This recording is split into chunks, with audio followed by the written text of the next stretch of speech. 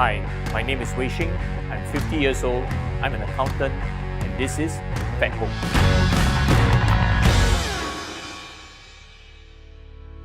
Hi, I'm Philip Wu. I'm the CEO of Grid Synergy. I'm 50-year-old this year, and back in 2015, I started on my own journey of health and fitness.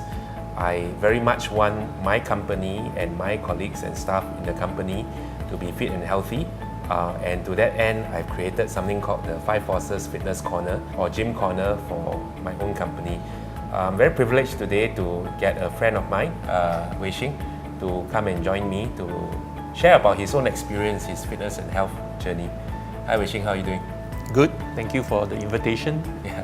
What was your lifestyle like that kind of like generated that kind of preconditions for diabetes? It's not something that can't be changed.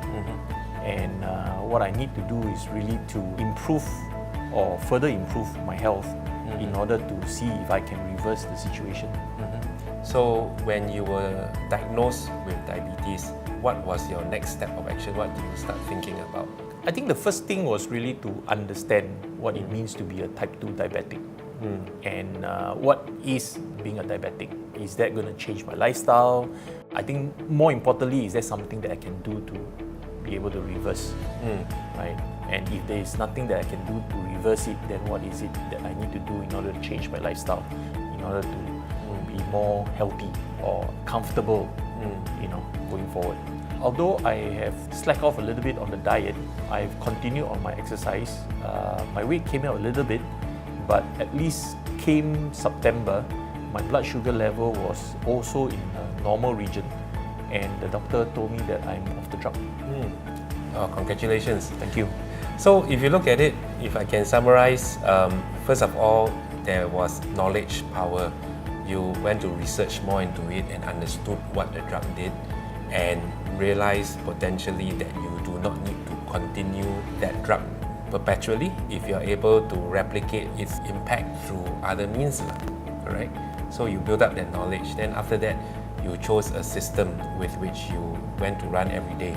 Did you at any point get your family to help motivate you or friends to exercise with you?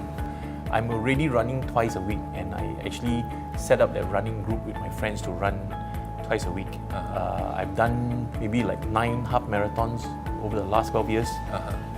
So this is not something that I won't do. It's just that I just needed to ramp up so that it really helps to bring the weight down.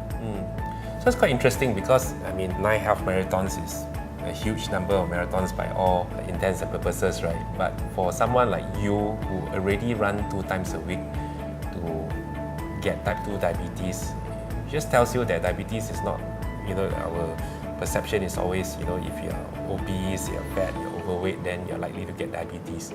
So actually reasonably healthy, active people also can get diabetes, right? I would like to say I think so, because I think at the end of the day is the sugar content that you put into your body. So there was conscious effort before the diagnosis to cut down on the weight. The only thing that different between before and after is the intensity of the exercise and maybe the sports drink and some other food that are higher content in sugar. How about rice and breads and other carbs? No, I've already before been and after? cutting down. I've been really cutting down. So that on was those. also a change Yeah. in that category of Yeah, food. I've been trying from 72 down to 68. So it's like, Okay. it wasn't that successful, even though I've been trying to cut down on the intake of rice, bread and all this. So it's been hovering. Right. Sometimes I need to travel, Right. and it doesn't help. I have to entertain. With the increase in exercise, I kind of break that 68 barrier down to 66. Well, I've spoken to a lot of people, especially those that are above 45 like us, and when we talk about changing our lifestyle, exercising or changing our diet, it's usually not so simple because we have so much ingrained habits, right? So I can see here that you have used a lot of willpower.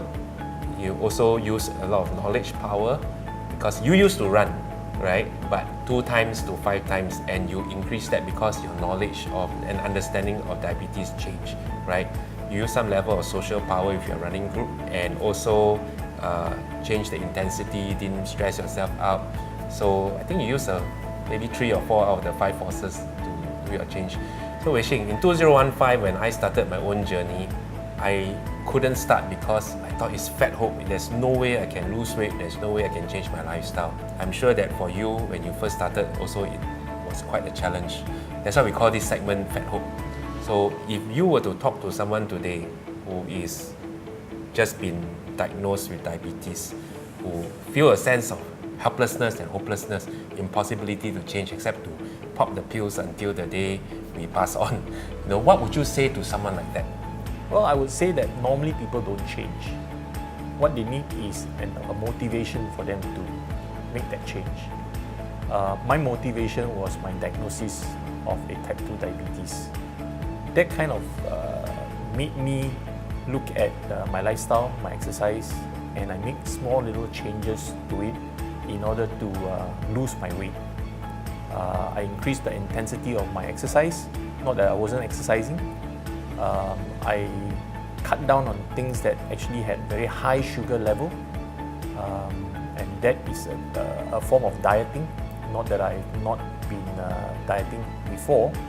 And I think those small little steps after you've made it a habit becomes easier to maintain. And for me, it only took me about a couple of months to achieve that. Not everybody would be able to do that, but you just need to take small little steps in order to get to where you want to be.